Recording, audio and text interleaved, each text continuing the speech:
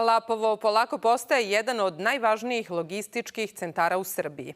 Duž autoputa već su formirane 4 industrijske zone. To bi trebalo da privuče nove investitore, poveća opštinski budžet i pokrene privredno-društveni razvoj čitave zajednice.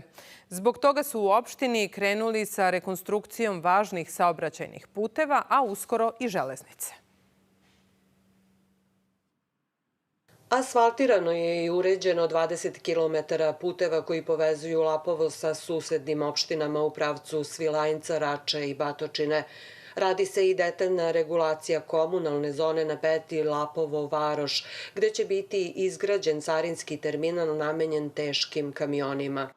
Cilj je da se sav taj putni promet, odnosno kamionski saobraćaj, usmeri iz centra Lapova u komunalnu zonu kako bi se na taj način rasteretilo parkiranje u samom centru. Sad imamo i neke nove fabrike ovde, su otvorene, veći je promet saobraćaja ljudi, tako da nadamo se poboljšanju. Apsolutno sam zadovoljan što se tiče puteva, u potpunosti baš.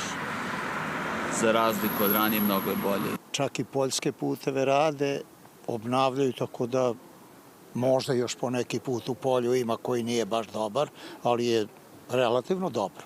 Lapovo predstavlja jedan od najvažnijih železničkih čvorova u našoj zemlji, a država je u železničku infrastrukturu i povezivanje sa Kragujevcem uložila 14 miliona evra. Nama je bitan i taj železnički, jer samo Lapovo je železničko mesto i najveći procenat zaposlenih imamo u železnici, ali će sama suština i ulaganje u železnički saobraćaj nama doneti dodatan profit i nove investitore. U centru Lapova radi se rekonstrukcija gradskog trga sa osvetljenjem i kompletno uređenim parking prostorom koju finansira EU-PRO sa 170.000 evra.